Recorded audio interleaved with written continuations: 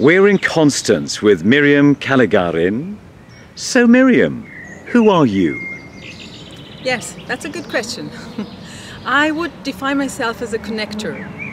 So what I do, I am basically a global executive coach and an intercultural trainer, but what I actually do is that I help leaders to connect to the people they work with and across cultures, and I help them together to achieve excellent results so that everyone benefits, the organization, the leader and the teams.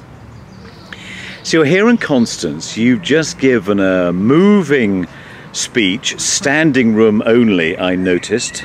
They were bringing in chairs from the garden. What was that all about? Yes, it was about finding out what we need to do differently in order to really help leaders to develop their global leadership competence. So we've identified relevance and the people. Now you've been working hard in industry as an executive coach, as a trainer. So what's the way out of this? Yes, when it comes to the relevance, I think that this is something that I do and that I think works really well, especially with leaders and executives who do not have much time. What really works well for them is to blend in, to use whatever we have at disposal. So to blend training, coaching, assessment, to blending questions, understanding where the executive really is, understand what the challenges really are that this person is facing, and then adapt the training, or call it the way you would like, adapt it to the specific challenges and needs of that person. So we have training and there's a coaching idea, and your speech was fascinating. You were saying in isolation there's a limit. So what is the magical breakthrough? Is it training? Is it coaching? Is it something else? Yes. Now this is actually quite interesting, because most people would think, okay, so now blending training and coaching and assessments, maybe that could be an answer. But there is actually something else that came out of a very big eye-opening study that where we found out what made the real big difference in developing leaders effectively in the long term.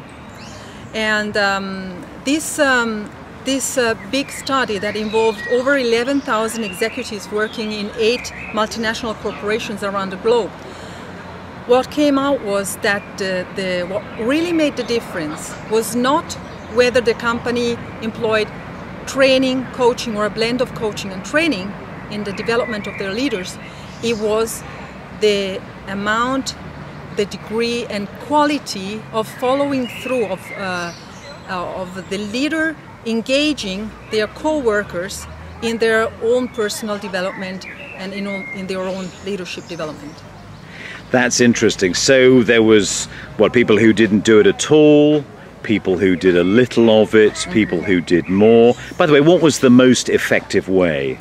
Yes, what proved to be the most effective way, what was really perceived by also by the co-workers as providing the biggest change, the biggest improvement in the behavior and in the effectiveness of a leader, was when the leader followed up, or followed through, I would say, consistently and regularly with their co-workers.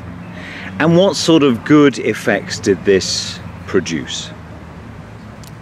Yes, well, of course it produced on one side I would say, great effect that the employees, they felt involved, they felt understood, they felt considered, and this already helped them to gain a perception that their leader actually cares. Were there some benefits of this style? Yes. Well, there were a couple of benefits. So one benefit was, for example, that the leader, having involved their people already from the beginning, they had this natural desire, of course, to improve and to follow through.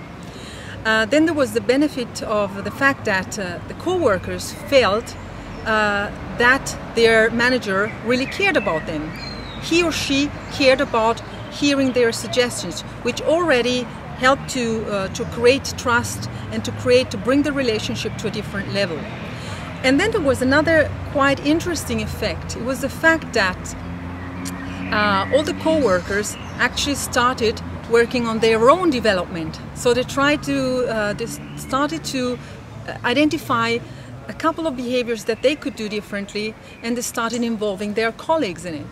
So it was really, the effect was really great because of the fact that something that had started as a leadership development program for one single individual, for one singular executive, actually benefited the whole team. Wonderful. So cascade, viral change. Yes, yes. So how are you applying this? Simply, how are you applying this in your day job? What are you doing? Yes, yes.